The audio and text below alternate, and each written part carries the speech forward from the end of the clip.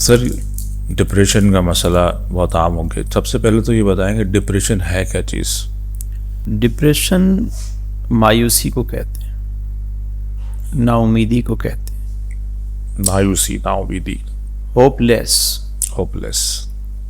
اور اس کی جو خاص علامات ہیں وہ یہ ہیں کہ انسان کے خیالات جو ہے وہ منفی ہونا شروع ہو جاتے ہیں. سب سے پہلے وہ منفی سوچ کی طرف جائے گا, نیگیٹیوٹی جسے کہتے ہیں.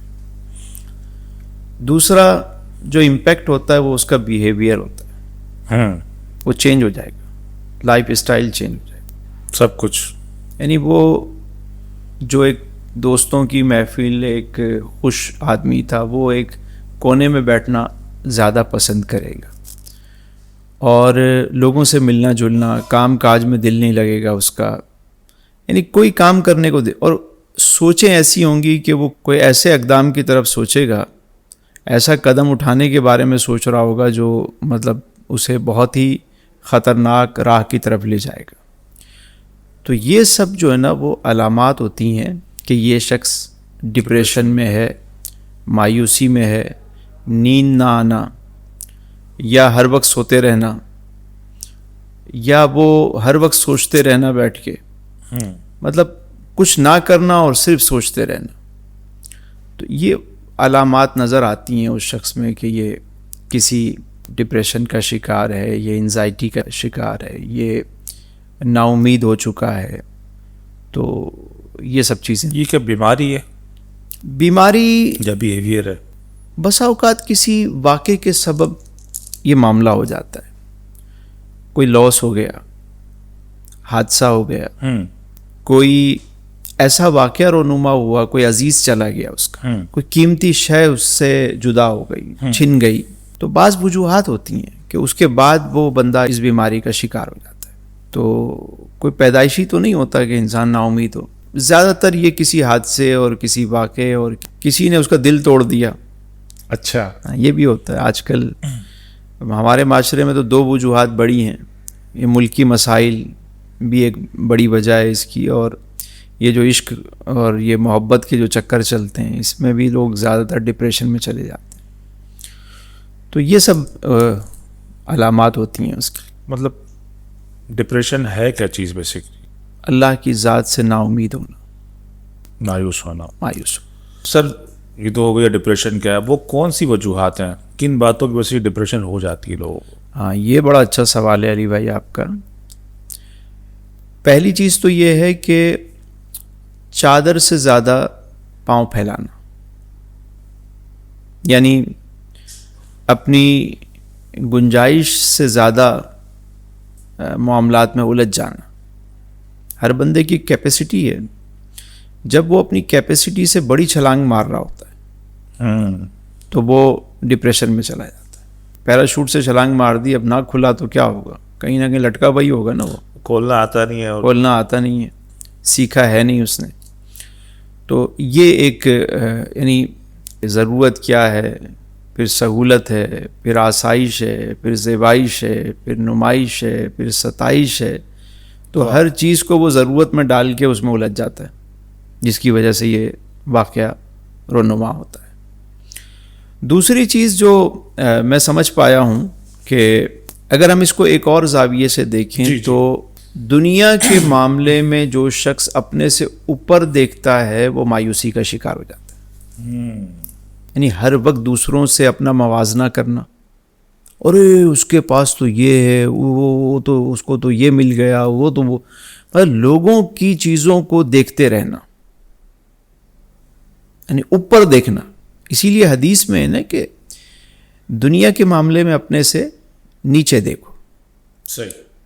ایک شخص ابھی پچھلے دنوں ہمارے پاس آیا تو میں نے اس سے پوچھا, بہت زیادہ مایوس تھا, تو میں نے کہا ایک بات بتاؤ, تمہارے پاس اپنا گھر ہے؟ کہنے ہاں, والدین کے ساتھ میں رہتا ہوں, فیملی کے ساتھ ہوں. میں نے کہا گھر ہے, کرائے پہ تو نہیں رہتے؟ نہیں. میں نے کہا گھر میں بیوی ہے؟ ہاں جی بیوی ہے. بچے ہیں؟ ہاں بچے ہیں. اچھا, صحت مند ہیں سارے؟ کہ ہاں سارے صحت مند. کوئی ایسی خطرناک موذی مرض میں تو آپ مبتلا نہیں ہیں. نہیں. گھر میں 3 ٹائم کھانا پکتا ہے؟ ہاں جی پکتا ہے. کوئی سواری ہے؟ ہاں ہے. تو میں نے کہا پھر آپ کی یہ حالت کیوں ہے؟ بنی اسرائیل کو جو چیز لے ڈوبی تھی نا وہ یہی تھی کہ نعمتیں اللہ نے دیں اور وہ اس پر شکر نہ کرتے تھے. مزید پر مزید، مزید پر مزید. تو جب نعمتیں آپ دیکھنا چھوڑ دیتے ہیں، ایسا شخص کبھی کسی ہاسپٹل کا چکر لگا لے نا تو اس کے 14 طبق روشن ہو جائیں کہ وہاں جا کے دیکھے کہ کیسے کیسے مریض پڑے ہیں. اللہ کیسے کیسے موذی مرض میں لوگ. صرف کسی ڈائلیسس سینٹر میں ہی چلا جائے. یہ نہیں کہ کوئی بڑی عمر کے جوان بچے نظر آ رہے ہوتے ہیں تو آپ حیران ہو جاتے ہیں. یعنی شکر بڑھ جاتا ہے انسان کا کہ یار کیا. میں نے آج صبح ہی ایک 18 سال کے بچے کو دیکھا ہے، اس کے نالی لگی 8 گھنٹے جو ہے نا وہاں جا کے ڈائلیسس ہو رہا ہے اس کا. کیسی اذیت سے وہ گزر رہا ہے. ہمارے پاس صحت اللہ نے دی ہے، گھر دیا ہے، بیوی بچے. کئی ایسے ہیں جن کے بچے اپاہج ہیں، ایب نارمل ہیں. کئی لوگ ہیں جو روڈوں پہ سوتے ہیں. تو ہم پھر بھی نا امیدی کی بات کر رہے ہوتے ہیں. تو سر یہاں ایک سوال یہی پیدا ہوتا ہے کہ ہم جو اپنے سے نیچے لوگ ہیں، معذور ہیں، بیمار ہیں، ہم سے زیادہ غریب، ان کی طرف نہیں دیکھتے اور ہمیشہ اپنے سے اوپر کی طرف دیکھتے ہیں. تو وجہ کیا ہے؟ دیکھیں انسان فطری طور پہ تو حریص ہے نا. اسی لیے حدیث میں فرمایا ہے کہ جو شخص دنیا کے معاملے میں اپنے سے نیچے دیکھے گا اور دین کے معاملے میں اوپر دیکھے گا وہ کبھی ناکام نہیں ہوگا. پہلے ہی یہ بات بتا دی گئی کہ تم اگر اچھی زندگی گزارنا چاہتے ہو تو دنیا کے معاملے میں اپنے سے نیچے دیکھو. شاید اسی لیے فرمایا گیا ہو کہ انسان یہ خطرناک بیماریوں سے بچ سکے جس کی طرف قوم چلی گئی ہے. تو ایک اور وجہ بھی ہے کہ جس کی وجہ سے ڈپریشن ہوتا ہے. اچھا. جب ہم دنیا کے معاملے میں اپنے سے اوپر دیکھتے ہیں تو اس سے کیا ہوتا ہے نقصان کہ احساس کمتری کا بندہ شکار ہو جاتا ہے. آپ اپنے آپ کو کمتر محسوس کرتے ہیں. جب کمتر محسوس کرتے ہیں تو آپ ڈپریشن میں مایوسی کی طرف جانا شروع ہو جاتے ہیں. لیکن جب آپ نیچے دیکھتے ہیں تو آپ اپنے آپ کو برتر محسوس کرتے ہیں. جیسے ہمارا ایک دوست گیا ابھی پچھلے دنوں گھومنے گیا، کھٹمنڈو چلا گیا، کے پی کے خیبر پختونخوا سے ہے وہ. کہہ رہے یار مجھے تو گوروں والی فیل آ رہی تھی. اچھا. تو میں نے کہا کیوں؟ کہہ رہے یار وہ سب ہائٹ میں ذرا وہ تھے کم تھے تو مجھے لگا کہ یار میں تو مطلب جیسے ہمارے یہاں کوئی گورا آ جائے تو ہم لوگ اس کو تو کہنے لگے کہ یار میں تو مطلب وہاں پہ نا اپنے آپ کو ذرا لوگ میرے ساتھ سیلفی لے رہے ہیں میرے ساتھ تو مجھے بڑا اچھا فیل ہو رہا ہے. تو جب آپ اپنے سے نیچے لوگوں کو دیکھتے ہیں نا تو آپ کو اچھا فیل ہوتا ہے. لیکن جب آپ اپنے اوپر دیکھتے ہیں تو آپ کو، اسی لیے حدیث میں کہا کہ دنیا کے معاملے میں اپنے سے نیچے دیکھو تاکہ تمہارے اندر شکر گزاری، تمہیں یہ احساس ہو کہ مجھے اللہ نے کئی لوگوں سے بہتر بنایا. جو لوگ ٹائم مینجمنٹ کو نہیں سیکھتے، آرگنائز نہیں ہوتے، وہ زیادہ جو ہے وہ ڈسٹرب ہوتے ہیں. یعنی آپ کو پتہ ہی نہیں ہے کہ آپ آرگنائزڈ ہی نہیں ہیں اپنے کام کا، آپ نے کوئی ہدف ہی نہیں بنایا ہوا، ہر چیز میں الجھ جاتے ہیں. یعنی آج کے دور میں اتنی انفارمیشن ہے، روز کوئی نیا آئیڈیا، اب روز نئے کام میں لگے ہوئے ہیں، آج یہ آئیڈیا آج وہ. اگر آپ ہر روز ایک نئی چیز لے کر بیٹھیں گے تو پرانی چیز کا کیا بنے گا؟ جب پرانے کام آپ نمٹاتے نہیں ہیں، نئے کام جمع ہونا شروع ہو جاتے ہیں تو پھر چند دن کے بعد بندہ جو ہے وہ ڈسٹرب ہونا شروع ہو جاتا ہے. تو ٹائم مینجمنٹ بڑی ضروری ہے کہ کوئی کام کرنا ہے تو پہلے یہ سوچیں کہ کیوں کرنا ہے، کرنا بھی ہے یا نہیں کرنا.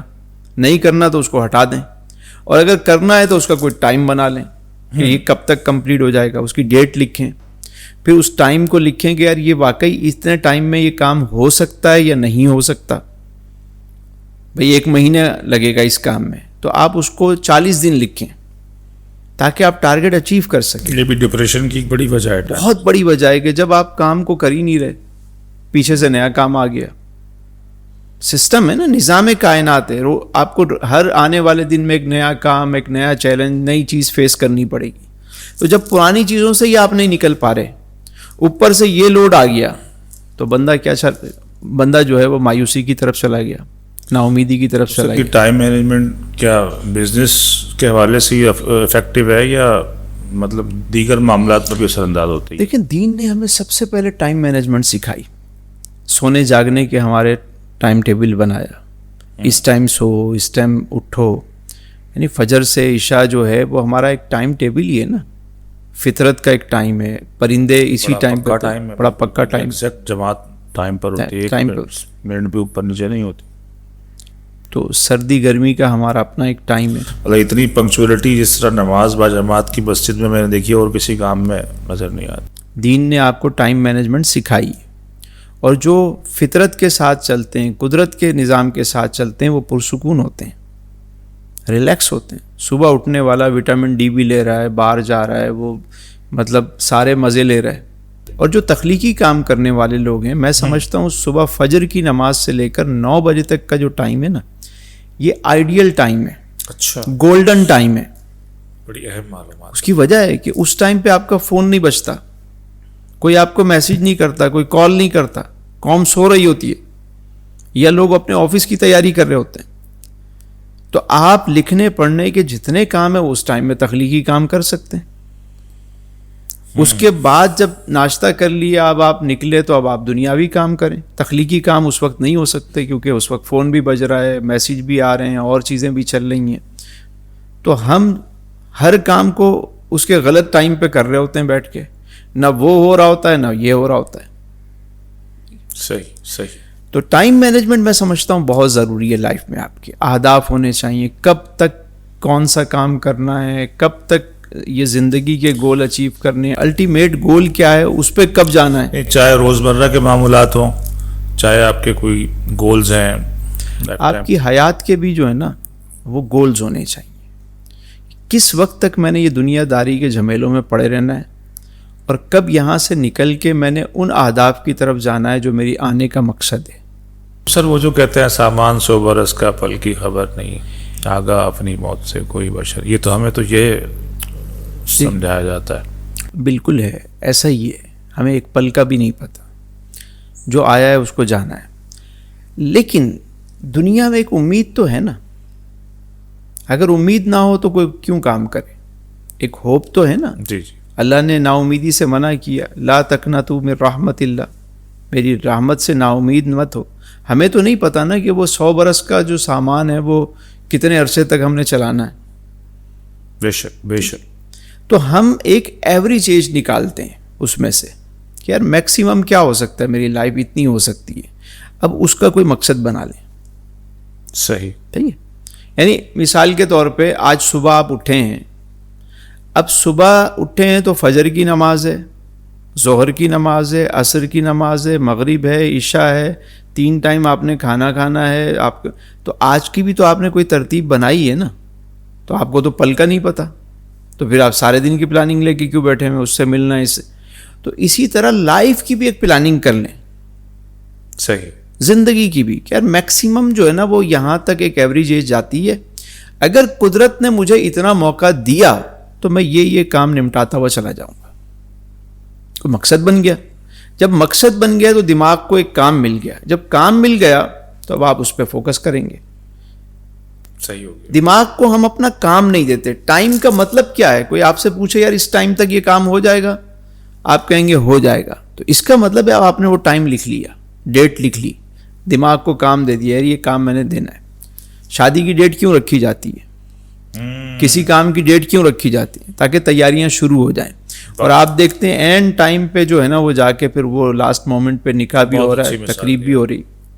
کیوں مہینہ پہلے کیوں بنا لیتے ہیں, تاکہ جو آنے والے ہیں, جو جب تک آپ اپنے کوئی ٹائم ٹیبل نہیں بنائیں گے آپ آگے نہیں بڑھ سکتے. جس کی زندگی میں گولز نہیں ہیں اس کی زندگی گول ہے, اور کولو کا بیل ہے, گھومے جا رہا ہے. سر آپ نے اپنی لائف میں کوئی ٹائم مینجمنٹ والا بندہ کوئی دیکھا ہے زبردست, جس سے آپ امپریس ہو, متاثر ہوئے ہوں؟ میں نے بہت سارے لوگوں کو دیکھا اپنی لائف میں ایسے لوگوں کے ساتھ میں نے کام کیا ہے جو بڑے ٹائم مینجمنٹ کے معاملے میں بڑے پرفیکٹ ہیں, اور شاید میں نے ان سے ٹائم مینجمنٹ میں ایک چیز سیکھی ہے.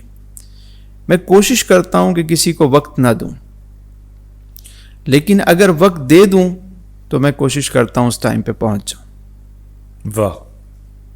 مطلب یہ چیز میں نے سیکھی.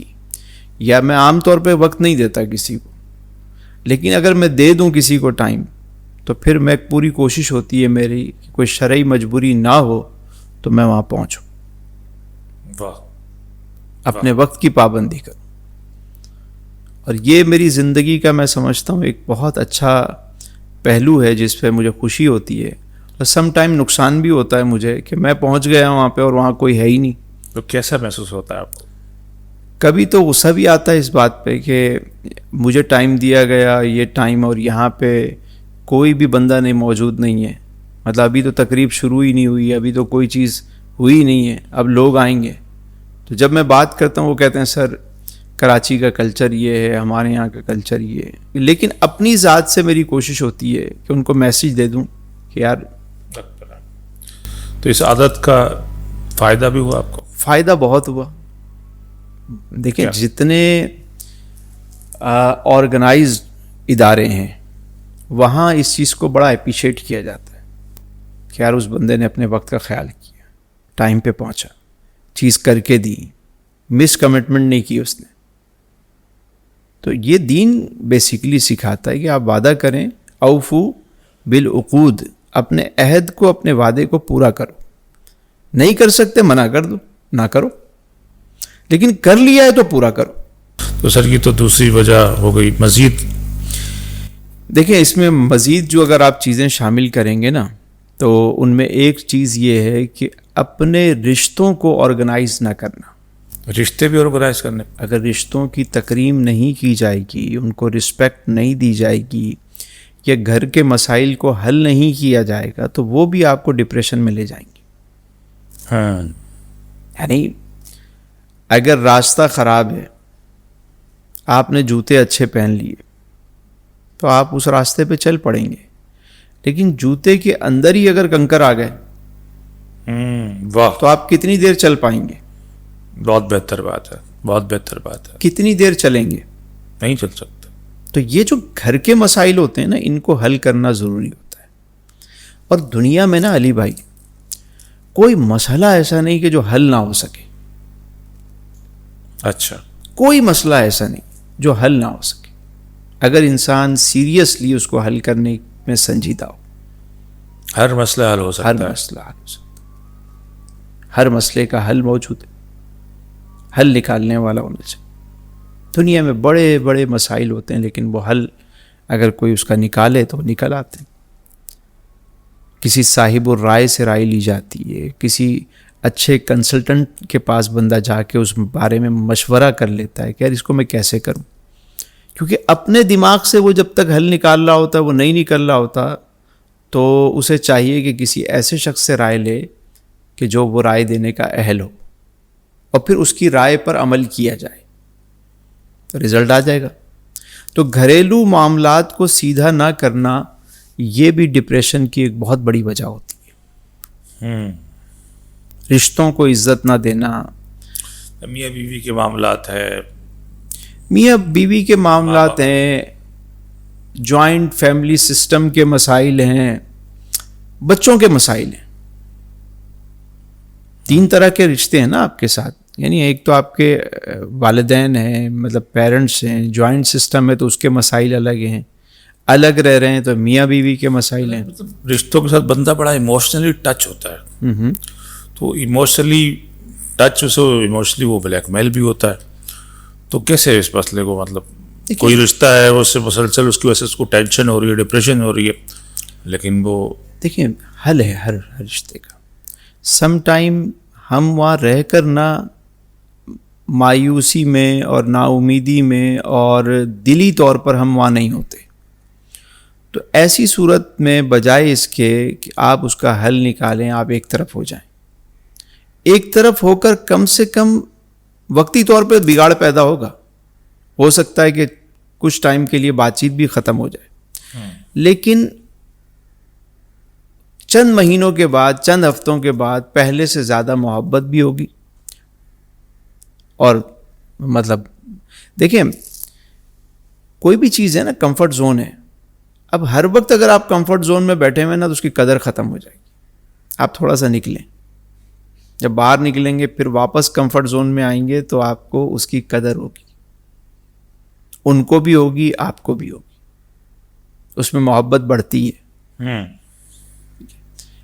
آپ نے پرندوں کو دیکھا ہے؟ بہت بار. کیا کرتے ہیں وہ؟ حالات ان کے بس میں نہ ہو تو کیا کرتے ہیں؟ ہجرت کرتے ہیں. بڑا طویل سفر کرتے ہیں نا، سائبیریا سے یہاں تک آتے ہیں. سے، رشیا سے، پتہ نہیں کہاں. آپ کبھی مسائی مارا چلے جائیں، آپ افریقہ میں، کینیا میں، کبھی آپ وہ سفاری دیکھیں جانوروں کی. لاکھوں جانور مائیگریٹ کرتے ہیں، ہجرت کرتے ہیں. کیوں؟ کیونکہ وہاں حالات ان کے بس میں سے باہر ہو جاتے ہیں، خشکی آ جاتی ہے، خشک سالی آ جاتی ہے، تو وہ اپنی زندگی کو بچانے کے لیے موو کرتے ہیں. اللہ کی زمین بہت وسیع ہے. ہم جب تک چیزوں کا حل نہیں نکالیں گے بیٹھ کر، اور حل نکالنے کے طریقے بہت سارے، بہت پیار سے، محبت سے حل نکلتا ہے. نہیں بھی نکلے تو وقتی طور پہ آپ کو پتہ ہے کہ یار یہ مرض ہے، اگر میں علاج نہیں کروں گا، آپریشن نہیں کروں گا، اور آپریشن میں وقتی تکلیف ہوگی، لیکن مسئلہ جو ہے نا وہ دیر پا اس کا حل نکل آئے گا. لیکن مرض بڑھ رہا ہے، وہ بڑھتا جا رہا ہے، مطلب ناسور بنتا جا رہا ہے، لیکن ہم اس کو کاٹنے پہ تیار نہیں. ٹھیک ہو گیا سر. یعنی کہ تیسری وجہ ہماری یہ ہو گئی کہ گھریلو معاملات آپ کے اچھے نہیں ہیں، رشتہ داروں کے ساتھ معاملات اچھے نہیں ہیں، تو یہ آپ کو مایوسی کی طرف لے جاتا ہے. 3 وجوہات ہو گئی. سر مایوسی کے حوالے سے، ڈپریشن کے حوالے سے کافی گفتگو آپ نے فرمائی. اب اصل جو مدعا جو ہے، مطلب ڈپریشن تو عام ہے، لوگوں کو سمجھ، اب اس سے نکلا کیسے جائے؟ آپ کا ذاتی تجربہ، مشاہدہ، وزڈم. ہمارے ایک استاد تھے، ان کے ساتھ میں نے گزارا تو میں نے ان سے ایک چیز سیکھی، اور میں سمجھتا ہوں یہ ہزاروں کتابوں کا نچوڑ ہے. کیونکہ مشاہدہ جو ہوتا ہے وہ کتابوں سے آگے کی بات ہوتی ہے. تو جو چیز ہم نے سیکھی میں چاہتا ہوں کہ وہ یہاں عرض کروں.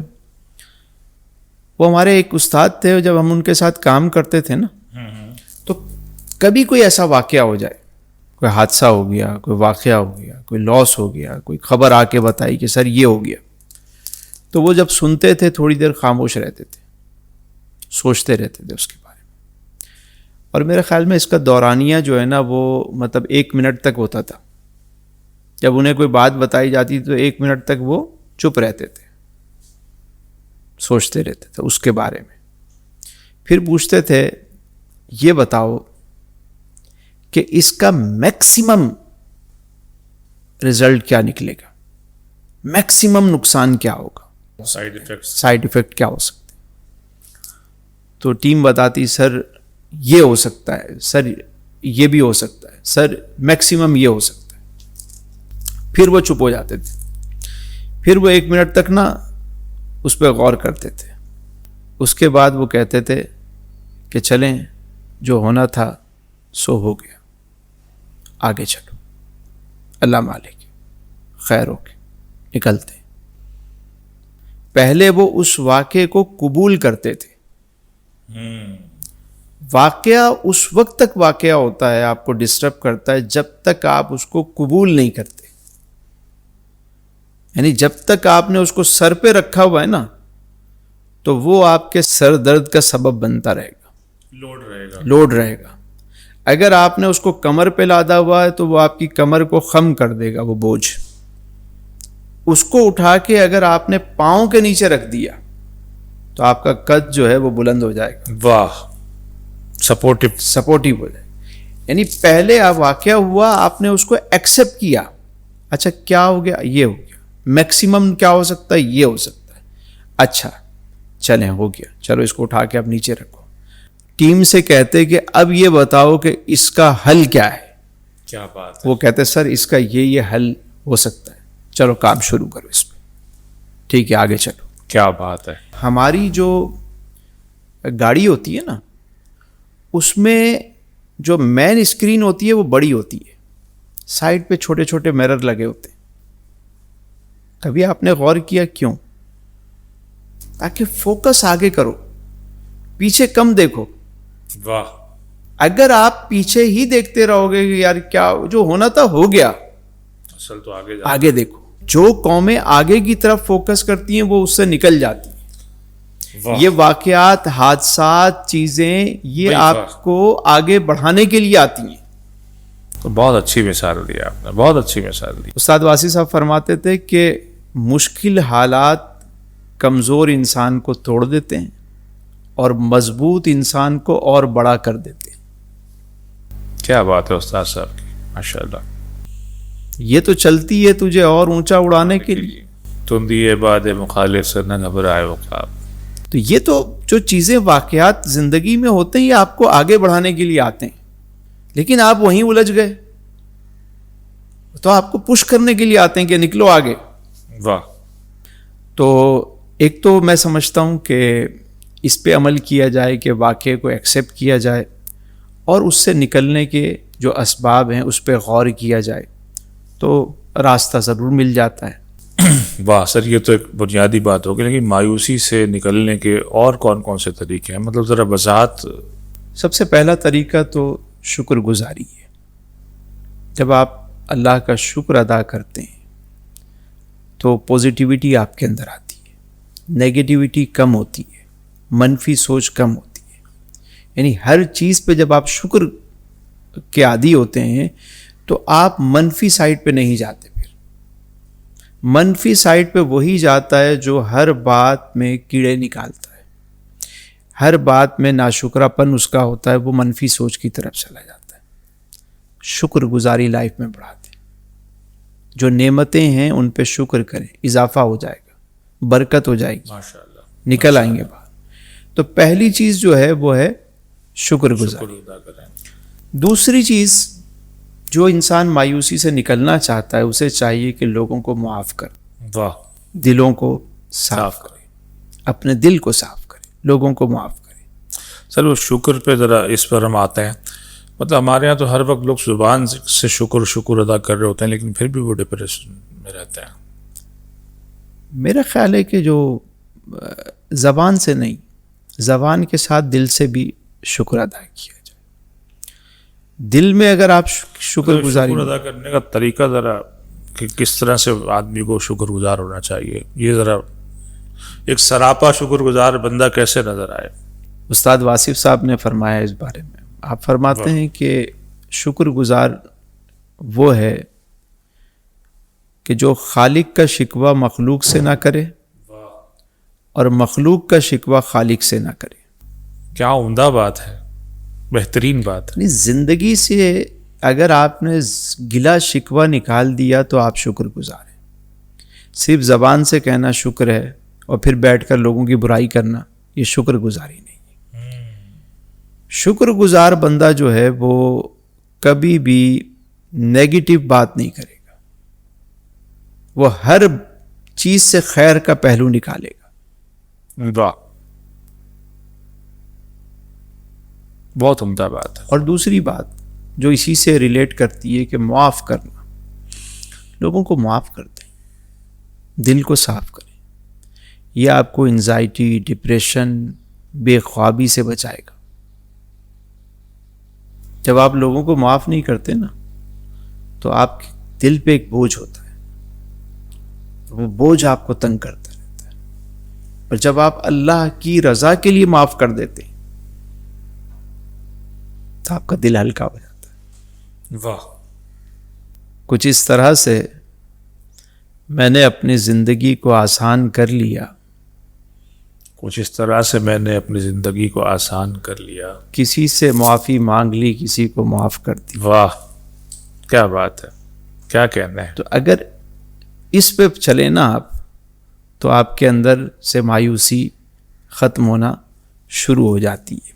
علی بھائی, مایوسی سے نکلنے کا ایک ایسا فارمولہ آج میں بتانے لگا ہوں جو میں سمجھتا ہوں کہ میری زندگی کا ایک بڑا نچوڑ ہے, یہ یعنی حاصل ہے. شاید یہ بات آپ کو بہت سارے لوگوں نے بتائی ہو لیکن اس انداز سے نہ بتائی. واہ سر. اور میں سمجھتا ہوں جو مایوس ہے, نا امید ہے, کسی وجہ سے پریشان ہے, اسے اس فارمولے پر لازمی عمل کرنا چاہیے. پکا فائدہ, پکا فائدہ. اکثیر. اس کی وجہ ہے کہ میں خود ایک دفعہ اس کا شکار ہو گیا تھا. اچھا. میرے ساتھ ایک دفعہ لائف میں ایک ایسا واقعہ پیش آیا کہ میں بیڈ ریسٹ پہ چلا گیا. تقریباً کوئی 6-8 مہینے میں بستر سے نہیں اٹھ پاتا تھا.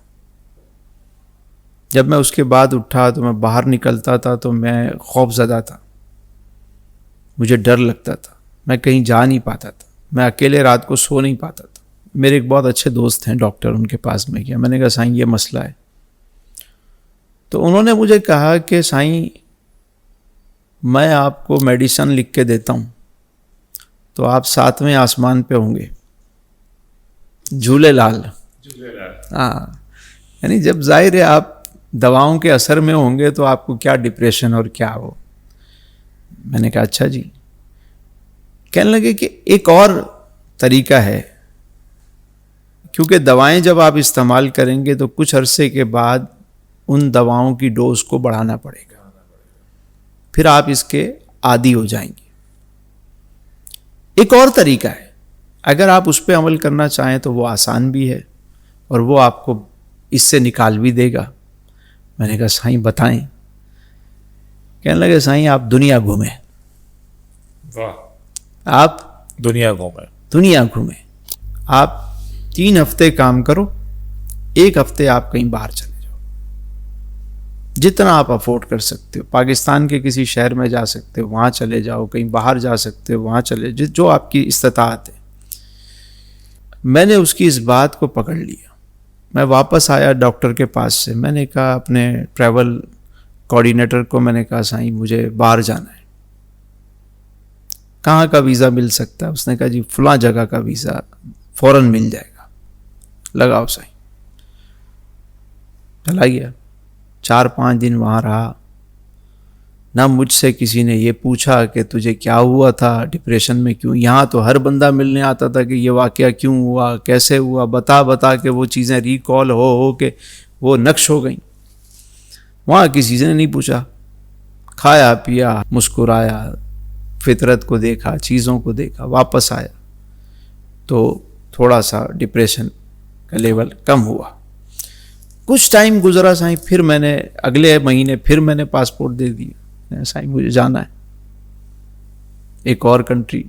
کرتے کرتے پھر یہ عادت بن گئی. تو وہ ہمارے استاد کہتے تھے پیسے ڈاکٹر کو دینے کے بجائے اپنے اوپر لگا لو, وہ زیادہ فائدے مند ہے. واہ واہ. وہ ٹریولنگ کی ایک ہیبٹ بنتی چلی گئی. بچپن سے ہابی تو تھی گھومنے کی. میں نے دیکھتے دیکھتے دنیا کے 50 ممالک گھوم لیے. اور اس سے کیا ہوا, مشاہدہ بڑھا, اس سے تجربہ بڑھا, اس سے ایک وزڈم ملا, ایک دنیا کو دیکھنے کا موقع ملا. پھر میں نے نیت کر لی کہ اللہ کی بنائی ہوئی اس کائنات کو سب قدرت موقع دے تو میں پوری دنیا ہی گھوم لوں. تو یہ چیزیں چلتی رہیں اور میں اس چیز سے باہر آ گیا. ٹھیک ہے, آپ نے سنا ہوگا کبھی بڑوں سے کبھی بات, شاید فیملی میں بات ہوتی ہے. ہم نے تو اپنے بچپن میں بہت سنا ہی ہے کہ کوئی بیمار ہو جاتا تھا تو کہتے تھے اس کو نا سمندر پار کراؤ. آپ نے سنا ہوگا, ادھر ہوا لگوا دو, ہوا لگواؤ, اس کو ذرا سمندر پار. ہمارے کراچی میں تو کیماڑی سے منوڑا لے جاتے تھے, پانی سے گزارتے تھے. بالکل. تو میں ایک دن بڑا غور کرنے لگا اس بات پہ کہ یہ کیوں کہتے تھے لوگ. کیا دور کی کوڑی لایا. واہ. میں نے ایک دن منوڑا پہ بیٹھ کے اس پہ غور کیا کہ کشتیوں پہ لوگ آتے کیوں تھے یہاں پہ. تو جب میں نے وہاں ساحل پہ بیٹھ کے مجھے بات سمجھ میں آئی کہ جب ایک آدمی گھر پہ بستر پہ پڑا ہوا ہے, وہ مایوس ہے, نا امید ہے, اس کو کسی نے اٹھایا, کہا چلو جی گاڑی میں بٹھایا, کسی طریقے پانی, کشتی, سمندر, آب و ہوا, چیزیں دیکھی, اس کی طبیعت میں بہتری آ گئی. بیسیکلی وہ آب و ہوا چینج ہوتی ہے تو انسان کے اندر ایک خوشی کا ایلیمنٹ اس میں شامل ہو جاتا ہے. اور میں نے اس کا مشاہدہ بھی کیا بہت دفعہ. ابھی سائیں یہ کووڈ میں نا میں کوئی 3 سال میں کہیں جا نہیں سکا. تو میرے نا یہاں معدے میں پین شروع ہو گیا اس جگہ پہ بالکل. ہر وقت میں یوں ہاتھ لگا کے بیٹھا رہوں. میں نے کئی ڈاکٹر کے پاس گیا, مطلب حتیٰ کہ کراچی کا ایک بڑا ہاسپٹل ہے, میں وہاں گیا, بڑے ڈاکٹر سے کسی نے ٹائم لیا میرے لیے, میں وہاں گیا, انہوں نے سارا چیک کیا. انہوں نے کہا جی آپ کو جو ہے نا وہ انڈوسکوپی کرنی پڑے گی. ہمیں بے ہوش کر کے انہوں نے انڈوسکوپی کی, اندر آلہ ڈالا, چیک کیا, اندر سے تھوڑا سا ایک پارٹ اس کا کاٹ کے لے گئے, لیبارٹری میں چیک کیا. صحیح کہا کچھ بھی نہیں ہے آپ کو. میں نے کہا صحیح کچھ نہیں ہے تو میری تو طبیعت دن بہ دن خراب ہو رہی ہے, کیوں ہو رہی ہے؟ ہاں پھر میں اپنے گرو جی کے پاس گیا, بابا جی کے پاس. انہوں نے کہا سائیں ہم نے آپ کو بتایا تھا پیسے ڈاکٹر کو نہیں دینے, تو نہیں دینے. میں نے کہا ہاں. میں نے کہا کووڈ ہے کہیں جانے آنے کا نہیں. کہنے لگے کوشش کرو. تو وہ کچھ ہمارے دوست جا رہے تھے, میں نے ان کے ساتھ چلا گیا. میں 2 دن باہر رہا, وہ کہاں درد گیا کیا گیا کچھ پتہ ہی نہیں چلا, غائب ہو گیا. صحیح واہ. کبھی کبھی نا ڈپریشن کی وجہ سے آپ کو کہیں پین ہو رہا ہوتا ہے, معدے میں, سر میں, مطلب بوجھل ہوتی ہے طبیعت, آپ کو آب و ہوا چینج چاہیے ہوتی ہے. ہم میڈیسن میں لگ جاتے ہیں. استاد کہتے تھے بیٹا چک مارا کر, بائٹ لیا کر. تو میں نے کہا سائیں کس کو چک ماروں, کہاں بائٹ لوں گا؟ نہ بابا نہ, زندگی کو انجوائے کیا کرو. اللہ نے جو نعمت دی ہے اس کی قدر کرو, گھومو پھرو, اللہ کی زمین کو دیکھو, جو نصیب میں مقدر میں اس کے لیے کوشش بھی کرو. کہنے لگے لوگ ساری زندگی مال جمع کرتے رہتے ہیں, آخر میں جب چک مارنے کا ٹائم ہوتا ہے تو سائیں دانت ہی نہیں ہوتے ان کے. تو نیچر کے ساتھ رہنا, گھومنا پھرنا. یہ گورا پاگل تو نہیں ہے کہ لانگ ویکینڈ پہ چلا جاتا ہے, 5 دن کام کرتا ہے, 2 دن نکل جاتا ہے. آخر انہوں نے کوئی ریسرچ کی ہے اس بات پہ. ہمارے مسلم تاجر جو تھے وہ سفر کرتے تھے, تجارتی قافلے چلتے تھے. ہم جہاں پیدا ہوتے ہیں وہیں مر جاتے ہیں. تو یہ جو مسائل ہیں ان کا حل بھی ہے کہ ضروری نہیں کہ آپ کسی بہت بڑی کنٹری میں جائیں, کسی گاؤں میں جا کے 2-3 دن گزاریں, نیچر میں رہیں. آپ دیکھیں استطاعت کے مطابق, اپنی استطاعت کے مطابق, اور کچھ نہیں تو یہاں سائیں سی وی او پہ جا کے 2-4 گھنٹے بیٹھ جائیں, پانی کو دیکھتے رہیں, طبیعت میں بہتری آ جائے گی. یہ لہروں کا شور جو ہے نا آپ کو زندگی کے شور سے نکال کے لے جائے گا. اس کے علاوہ سائیں ایک چیز اور جو آپ کو ڈپریشن سے نکالتی ہے جی, وہ ہے ایکسرسائز. پیدل چلنا, واک کرنا, ایکسرسائز کرنا.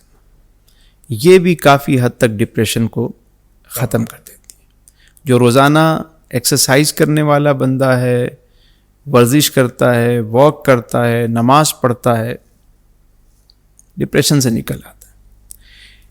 اور سب سے آخری بات, اور وہ یہ کہ جتنا بندہ اپنے رب سے قریب ہوتا ہے اتنا سائیں وہ مایوسی اور نا امیدی سے دور ہوتا ہے. سر یہ تو پہلی بات ہو گئی. پہلی بھی یہی ہے سائیں, آخری بھی یہی ہے. یہ کرونا میں دیکھا گیا, ریسرچ ہوئی کہ جو لوگ دین سے جڑے ہوئے تھے, اپنے رب کو صبح و شام یاد کرتے تھے, وہ اس سے متاثر بہت کم ہوئے. انہیں اس چیز کا خوف کم ہوا. تو اپنا تعلق اپنے رب کے ساتھ مضبوط کرنا, شکر گزاری کو بڑھانا, لمبے سجدے کرنا آپ کو نا امیدی مایوسی سے نکال دیتا.